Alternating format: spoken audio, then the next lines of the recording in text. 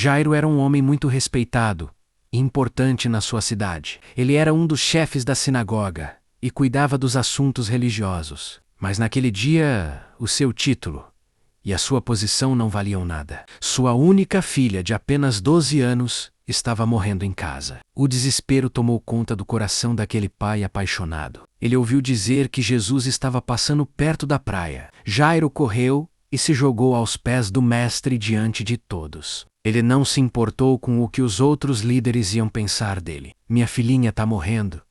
Vem e coloca as mãos sobre ela. Jesus ouviu o clamor daquele pai e começou a caminhar com ele. Mas no caminho para a casa de Jairo, algo aconteceu. Uma grande multidão apertava Jesus por todos os lados. Uma mulher que sofria de uma doença incurável tocou na roupa de Jesus. Jesus parou tudo para dar atenção ao milagre daquela mulher. Imagine o que passava pela mente de Jairo naquele momento. Cada segundo parado na rua parecia uma eternidade de agonia. Ele olhava para Jesus e depois olhava para o caminho de casa. A primeira lição aqui é sobre a paciência no meio do caos. Às vezes parece que Jesus parou para atender outra pessoa. Parece que o seu milagre foi deixado para depois por causa de outros. Mas Jesus nunca chega tarde e ele sabe o tempo de cada um. Enquanto Jesus ainda falava com a mulher, algo terrível aconteceu. Chegaram pessoas da casa de Jairo com a pior notícia possível. Tua filha já morreu.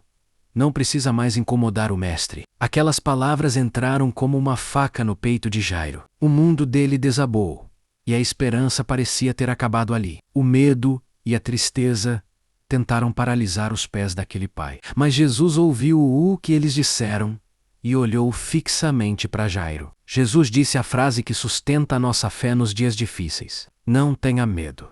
Apenas acredite em mim. Jesus não permitiu que a notícia ruim parasse o seu plano. Ele seguiu em direção à casa de Jairo, levando apenas 3 discípulos. Ao chegar no local, havia muito barulho e muitas pessoas chorando. Era o ambiente típico de um velório cheio de tristeza e luto. Jesus entrou e perguntou por que todos estavam fazendo aquele alvoroço. A criança não está morta.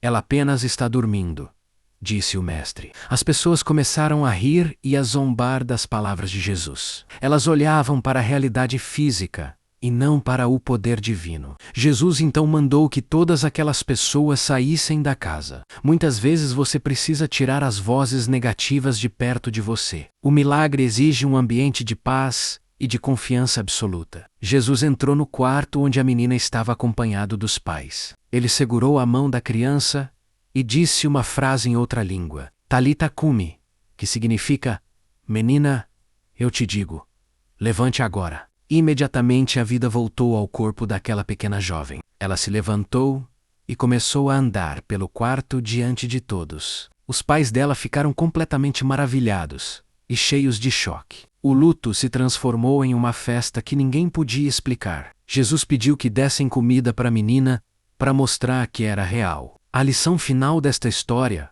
é que a última palavra é sempre de Deus. Quando os homens dizem que acabou, Deus diz que é apenas o começo. Jairo aprendeu que a fé precisa ser maior do que a notícia ruim. Ele confiou quando tudo dizia para ele desistir e chorar. Não importa qual é a situação que parece morta na sua vida hoje. Pode ser um sonho ou uma família que parece não ter mais jeito. Se Jesus está no caminho com você, o final será de vitória. Mantenha o seu coração firme nas palavras do Mestre. Não escute quem diz para você parar de incomodar o Senhor. Apenas acredite e veja o impossível acontecer diante dos seus olhos. A casa que estava cheia de choro agora transborda de gratidão.